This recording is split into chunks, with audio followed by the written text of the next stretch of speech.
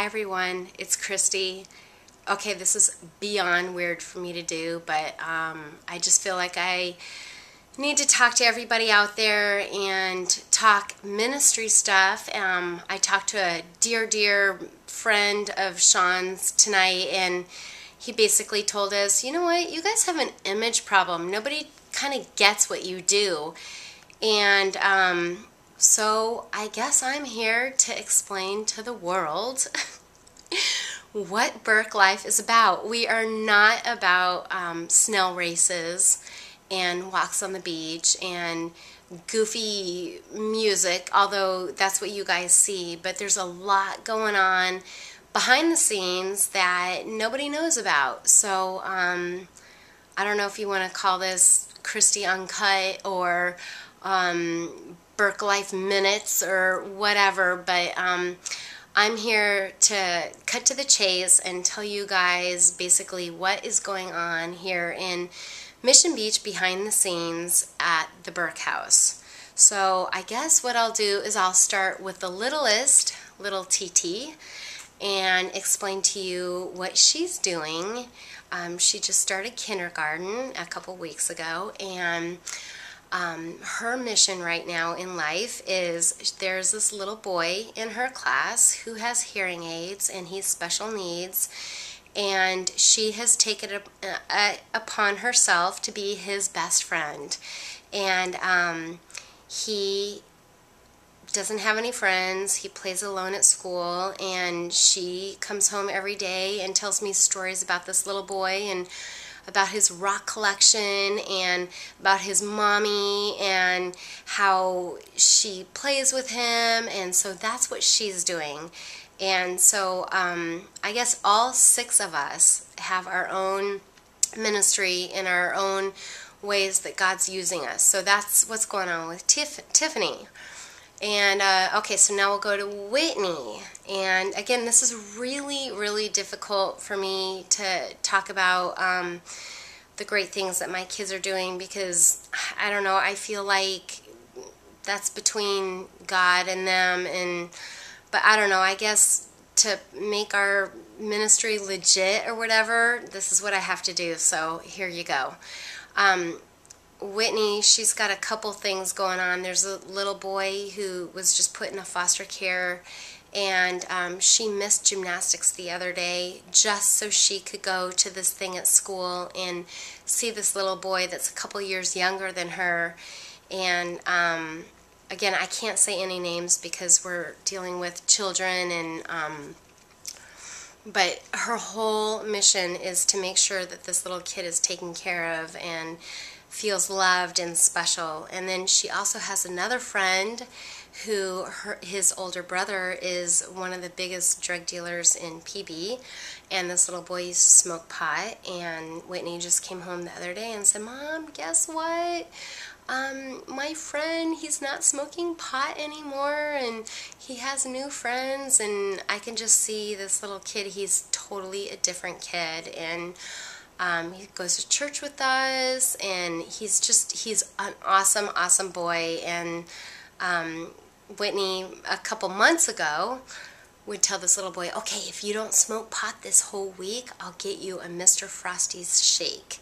And she would use her own money to buy him a shake as a reward for not smoking pot this week. So I don't know how many of you guys have junior hires, but I know when I was in junior high, I was not encouraging other of my peers to not smoke pot and do stuff like that. So I don't know, I think that's kind of crazy. So now we'll go on to Connor. Connor and Austin, they just started at La Jolla High School.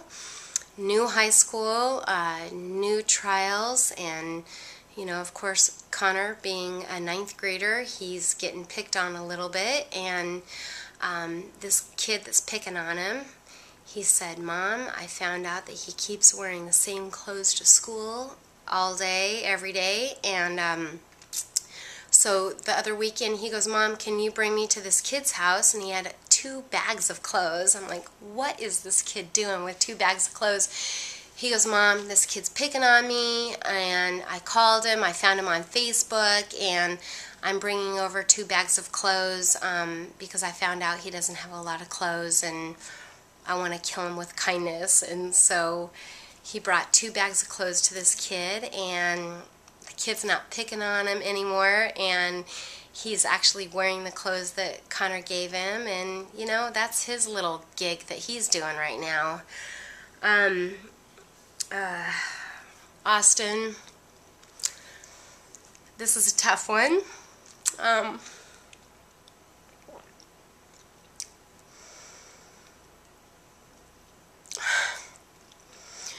He went to Israel this summer, and he got some money from there, and he worked all summer at a job. And last month we were short on our house payment, and so he gave us money to help make our house payment. And of course, as a mom, that's like, are you kidding me right now? He's saving his money for a car, and he goes, Mom, that's what family does. That we help each other out when we're in need. And so he pitched in for the house payment. I'm still blown away and humbled by that. And of course we're going to pay him back, but it's just unbelievable to me that he would be willing to do that. So I don't know. I mean, there's some really, really neat things going on in our kid's life. Ugh, John, I'm sorry I'm crying. My friend, he always says, stop crying, you cry too much. Okay, get it together. For me, I bring bagels every week to the park, and you know, it's not about bringing bagels. I mean, I know the guys need food and the gals, but it's not about that. That's my open door to get to know them. I know, I would probably say 100 homeless people in Mission Beach by name. I know their stories. I know what's going on with them. One gentleman, I know he loves pets, so I spent the last couple weeks filling out paperwork for him to go down to the Humane Society to work there, and he got the okay, and he go down and serve at the Humane Society, and at the last minute he just freaked out and said, Kristi, I don't want to do it. And he had 100 reasons why, and I said, hey, I'm going to honor your wishes, and I respect you, and don't worry about it. And he was all bummed. He's like, I know you worked so hard on getting me in there. I said, hey, don't worry about it. But I just want him to know that he's loved, and I'm here for him. And a lot of what Sean and I do is we're roving counselors, and roving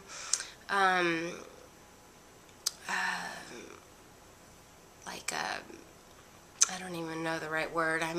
I'm in a loss right now, but life coach, I guess that's the word I'm looking for, is we see gifts and qualities in people, and we want them to get from point A to point B.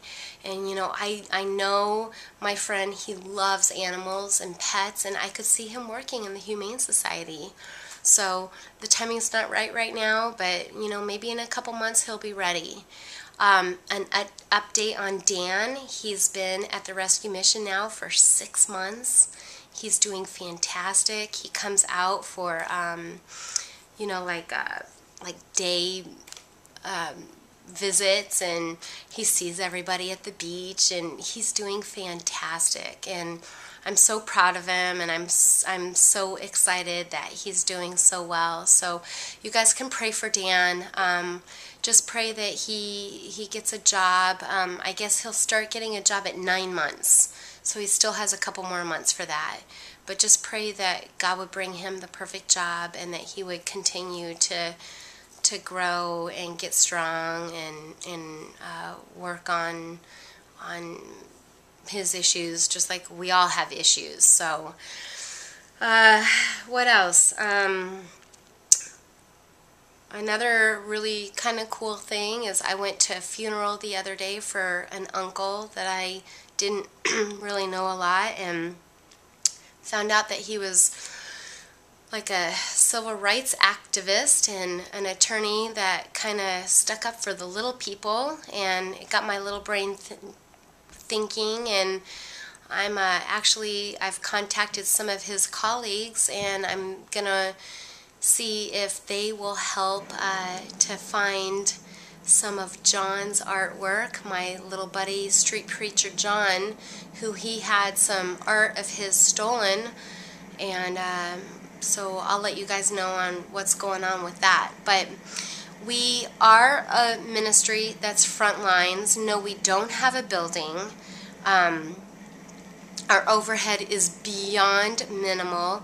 Yes, your donations help us to live, which helps us to be on the streets. Okay, I'm back. I had a massive coughing attack as soon as I started talking about donations. Funny, huh? Okay, no, but seriously, I do want you guys to know that your donations do go for a good cause. It's not coats, it's not shoes, it's life. It's changing life. It's making people better. And I know we're doing an amazing thing. It is hard for me to talk about. It is hard for me to toot our own horn or whatever, but I guess it is important for you all that do donate to us and that do give and do pray for us. It's really, really important for you guys to know what's going on. And that's just, the highlight that I just gave you is literally what's been going on the last maybe 2 weeks. The stories are never ending, always changing, but it's life stuff. It's not food and clothing and shoes. There's so many other organizations that do that. We're heart, that's what we do. We're changing people's hearts and lives, and it's really, really hard to gauge. But thank you for your prayers. Thank you for your support. Thank you for your donations, and we'll try to keep you updated more frequently on what's going on. So thank you guys so much, and keep on praying for us. Talk to you later. Bye.